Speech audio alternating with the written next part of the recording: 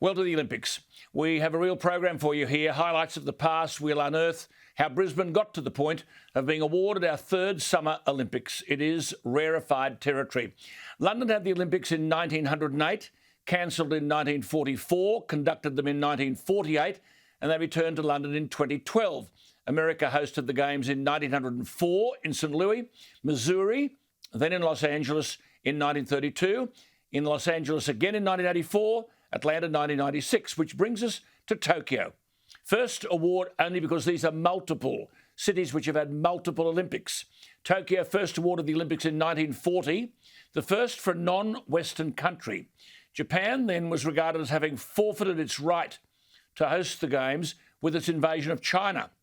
Helsinki, to be awarded the Olympics in 1952, stood ready to step in, but Germany invaded Poland in 1939, and with the onset of World War II, the 1940 Games were cancelled.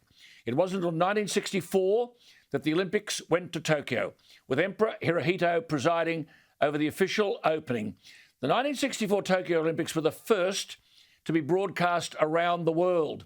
A native of Hiroshima, Yoshinori Sakai, born on August the 6th, 1945, the day the atomic bomb was dropped, lit the cauldron. It was a famous Olympics for Australia where the great Dawn Fraser won her third consecutive gold medal in the 100 metres freestyle, 1956, 1960 and 64. And the great Betty Cuthbert, so sensational in Melbourne in 1956, over 100 and 200, by this time had shifted to the women's 400 on the track. The event was being held for the first time, and Cuthbert was a magnificent winner over the British girl Anne Packer in an Olympic record of 52.01 seconds.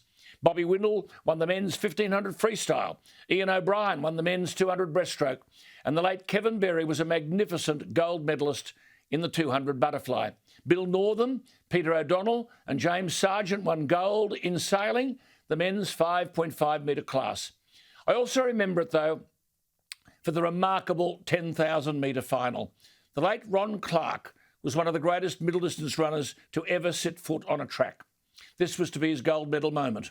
In what was a tactical mistake, the race was run slowly and it became a sprint over the last 400 metres, and the great Ron Clark was out-sprinted by the native American Billy Mills, who came from behind to win gold, Clark third and a bronze. The remarkable Ethiopian Abibi Bakila won his second gold in the marathon. This was in Tokyo in 64, the first to win the race twice.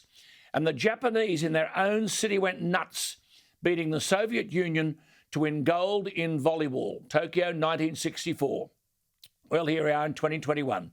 The postponed games meant to have taken place in July and August of last year. These Olympics will be unlike any other because of coronavirus. The games open on Friday, July 23, but a state of emergency has been declared in Tokyo. The Olympic Organising Committee has banned spectators from events. All athletes are being regularly tested. Some, unfortunately, have already tested positive prior to the Games, including the brilliant young American tennis star Coco Gauff. And even though the Games will begin in July 2021, they'll officially be referred to as Tokyo 2020.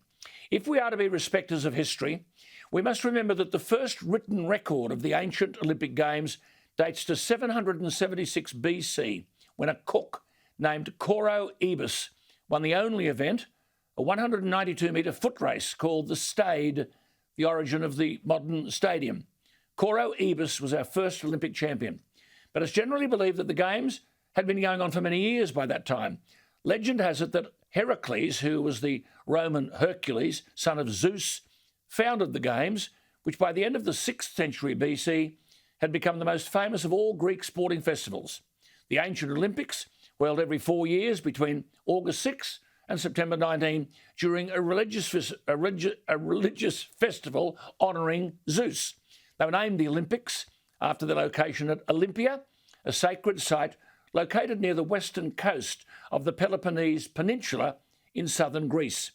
Their influence was so great that ancient historians began to measure time by the 4-year increments between Olympic Games, which were known as Olympiads. Then, of course, the first modern Olympics took place in 1896 in Athens.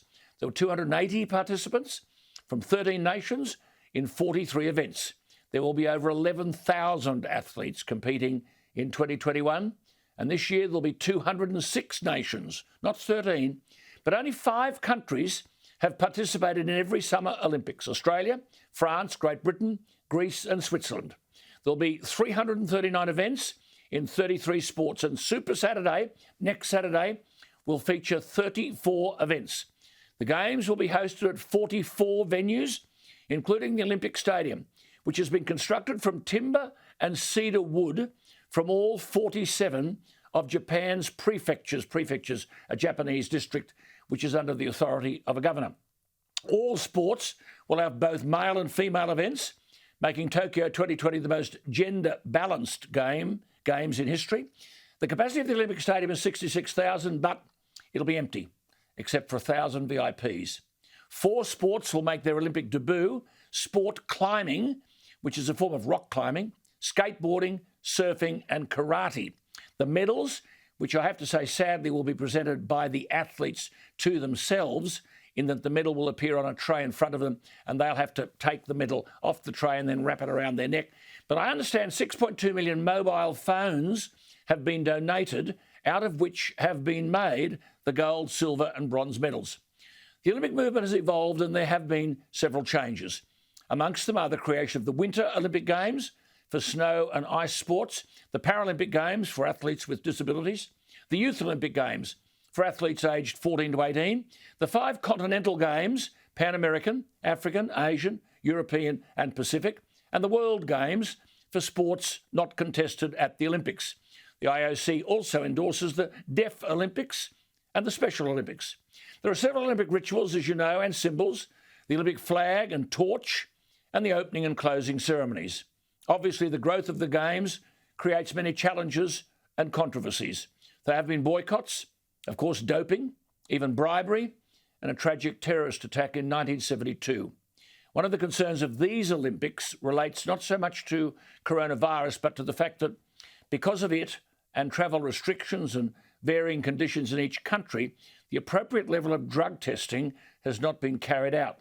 Athletes have been able to avoid testing because their country was in lockdown or the athlete claimed a particular COVID symptom, so there is concern that the appropriate testing has not been done. Nonetheless, we live in a very disturbed environment where politicians and officials every day fill us with fear.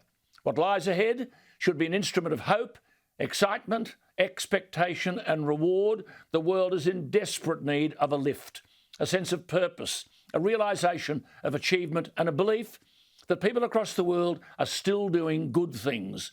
Let the fear-mongers, the doom-mongers and the alarmists continue to dwell in their cave of negativity.